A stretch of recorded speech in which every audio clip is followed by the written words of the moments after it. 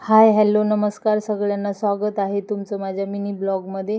आज खुशी शाळेतून आली होती, तिला एवढी मोठी बॅग घेऊन आज चालायचं होतं आणि ह्या बॅग एवढी मोठी दिसत असली तरी ह्याच्यामध्ये एक बॉटल, रुमाल आणि टिफिनच आहे बरं का। आणि आता तुम्ही म्हणाल एवढी मोठी बॅग कशाला तिला, तर तिला एक कार्टूनची बॅग घेतली होती, पण तिने तिचे कान, नाक, डोळे सगळं काढून टाकलं, म्हणून तिला ही अशी टिकाऊ बॅग घेतली आहे। आणि त्या बॅगपेक्षा तिला हीच बॅग आवडत होती। खुशी दादू शाळेतून आल्यावर त्यांना एकदा जेवण भरवलं की माझं काम संपलं आणि नंतर ती 2 तास झोपून जातात। त्यावेळेमध्ये मला ही बाकीची अशी कामं करायची असतात।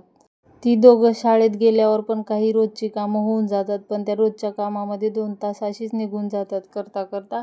मग त्यामध्ये मला ती झोपल्यानंतर काही कामं राहिलेली असतात ती मी अशी करून घेत असते। आमचे आहो 6 वाजता घरी येतात, मग त्यांना नाश्त्याला काहीतरी गरमागरम करणं असं मला काही शक्य नसतं, म्हणून मी दुपारीच असं काहीतरी बनवून ठेवते, शंकरपाळे किंवा चिवडा असं काहीतरी। म्हणजे कधी मुलांचा मूड कसा असतो तर कधी कसा, ती रडत असली तर मला काही आल्याबरोबर नाश्ता बनवता येणार नाही आणि ती काही 6 वाजल्यापासून 8 वाजेपर्यंत जेवणाच्या वेळेपर्यंत ती काही शांत बसणार नाहीत, कारण दुपारचा त्यांचा लंच आहे दुपारी 12:30 वाजताचा। त्यामुळे घरी आल्यावर काहीतरी नाश्ता दिलाच पाहिजे, म्हणून मी आजही चिवडा बनवायला घेतला होता। आणि चिवडा बनवतच उठली होती दोघं पण, मध्येच थांबवून परत त्यांना झोपवून परत बनवायला आली होती। चालू होतं माझं रोजचीच घाई।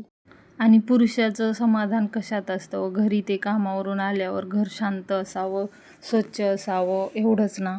घर स्वच्छ असलं की थोडी चिडचिड कमी होते, कामावर जेवढी आपली दिवसभर धावपळ चिडचिड होते ती थोडे शांत होतात, म्हणूनच आपल्याला हे करायचं असतं। आणि ते घर स्वच्छ शांत कसं ठेवायचं ते आपल्या हातात असतं, ते पण मी पुढच्या व्हिडिओमध्ये नक्कीच सांगेन।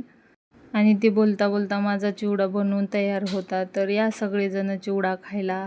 आता चिवडा तर झाला होता, पण आता लगेच संध्याकाळची आपली चालू होते, जे संध्याकाळी आता जेवण काय बनवायचं, भाजी काय बनवू। त्या अगोदर चिवडा खाऊन घेते आणि मग लागते पुढच्या कामाला। लगेच संध्याकाळ व्हायच्या अगोदरच झाडू मारून घेतला।